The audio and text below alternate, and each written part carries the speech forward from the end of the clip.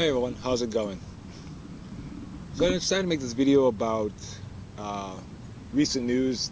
Think about what I think the 20th of July came out, or 23rd of July, about an Uber driver, Uber and Lyft driver. I mean, he drove for both platforms, being fired over live streaming his passengers on Twitch without their knowledge. And a lot of it talked about the ethical implications and the legal and things of that nature. So let's dive in. So Jason Gargak, I think that's how you pronounce it. Sorry if it's not pronounced right.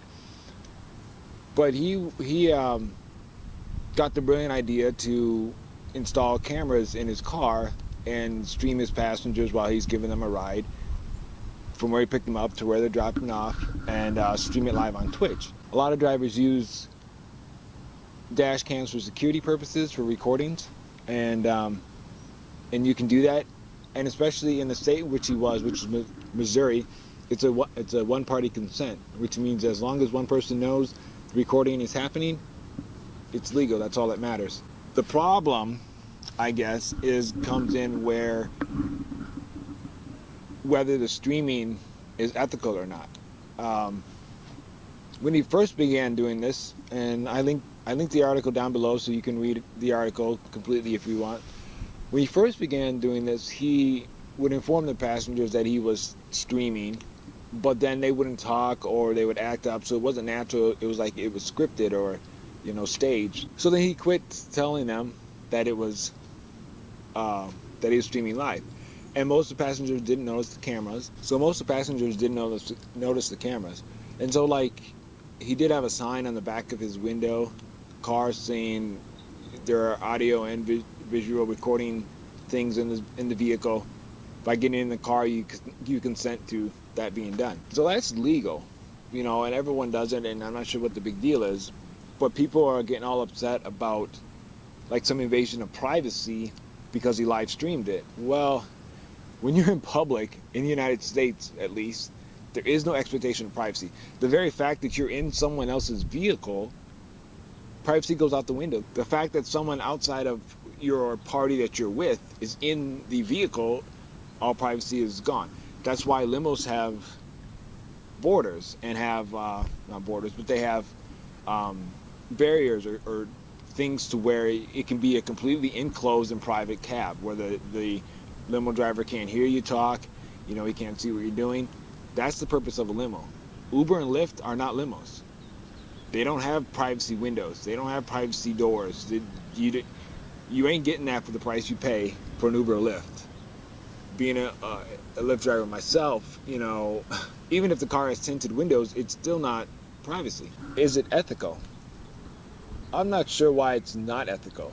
Like I pointed out before, the fact that the driver is in the car with you removes all privacy. The fact that you're on a public street and a public form of transportation removes all privacy, expected privacy anyways. What's the difference between recording it on security cam and live streaming it to viewers? If you don't think when you go out that people don't watch you or don't look your direction or something, I've seen this thing going around where people point straight. What, are you trying to tell me that I can't look at you in a public place? Is that what you're trying to say? I'm sorry. Put your finger away and get over yourself. Because if you don't want people looking at you or watching you or something, stay in your house, close your blinds, and you'll be just fine. But once you step outside the public, it is what it is. People can take photos of you, videos of you. A news channel or a local channel will go, say, to the Minnesota State Fair that's coming up this year. They'll go and they will live broadcast where they're at, say at a French fry stand or cookies stand or a new ride or something. All those people standing around, I know they didn't get permission from each and every one of them to show their live likeness right on camera there, but you see people walking in and out all around. Those shots where they show the crowd and everything else like that. They didn't go and get a signature from each and every one of them. No, what they did was this. The Minneapolis Aquatennial, which just happened last weekend here in Minnesota, they had in their brochure And I've gone to Aquatennial things before, and so I've never actually looked at the brochure. I just knew where the events were, and I've gone. But in their brochure, it says the moment you step foot on any of event grounds dealing with the Aquatennial, you then consent for your likeness and your face, whatever else, to be used as commercial, for commercial purposes, for promotions, for anything that they deem fit. So the moment that you step onto the grounds, that gives them legal right, and you have given your consent. If you never read the brochure, you wouldn't know that. But that doesn't erase the fact that they're able to do that.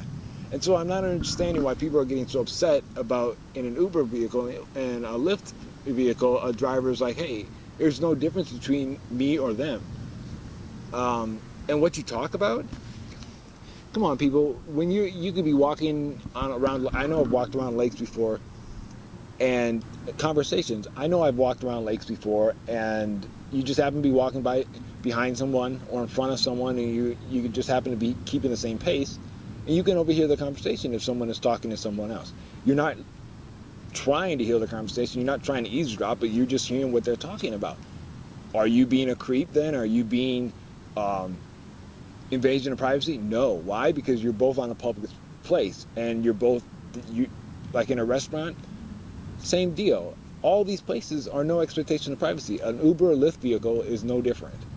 And I don't think people should be upset for being live streamed on Twitch. In the article, it mentions about the outfits being rated, some of the girls or guys being, 7, 8, 9, or 10s or 4s. That happens in real life. I mean, come on. Everyone watching this video has done that at one point or another, and said that to another person one point or another in their life, if not multiple times. So let's put away the high horse bit as if none of us have ever done that. Just because it's on a platform like Twitch and it's in a chat room, there's absolutely no difference than if you and a group of friends, girls, were going out to the bar and you see a group of guys and you guys start talking about them and start rating them, or a group of guys go, to a bar, see a group of girls, or if you're gay, then a group of guys see a group of guys, girls see a group of girls. You do that amongst yourselves and friends. There's more than one person there. So I think that argument falls flat. There's nothing being violated there. It's human nature. But I don't like the fact that Uber and Lyft deactivated his account and Uber suspended his account, and then Twitch even indefinitely suspended his account. All three of you guys are in the wrong, because he did nothing wrong. He was legally protected by the state of Missouri. Twitch, you make your living off of having other people watch people, and especially in real life. I mean, I've watched their streams. I've seen people out in public, and they're streaming people who are around who aren't part of their group. I mean, let's keep it real here. You guys made a knee-jerk reaction. If I was him, I would sue you, honestly, because there's nothing in the law that he did wrong, and it's a big to-do about nothing. I am interested to see what you guys think, whether I'm off or is there some point that I'm missing in this, because I'm just not connecting the dots of how this is a big invasion of privacy when, at the very onset, the moment you have a third party in a room or in a vehicle as a Lyft and Uber, privacy goes out the window. And like I said, the windows aren't tinted. There's no privacy divider. This isn't a limo. You ain't paying limo prices. If it was a limo, you'd have a completely different case. Then you could have a case against the company and the driver, because a limo is expected to have privacy. That's why it has privacy windows. We live in the real world. Uber said that it's reviewing its policies. Uber, what policies can you enact? You can't nullify the state's law and same thing here in Minnesota is a one-party consent. You can't nullify that. So there's nothing you can do. You can't tell a driver that he cannot stream while he's driving, just like someone who's renovating a home and different things of that nature.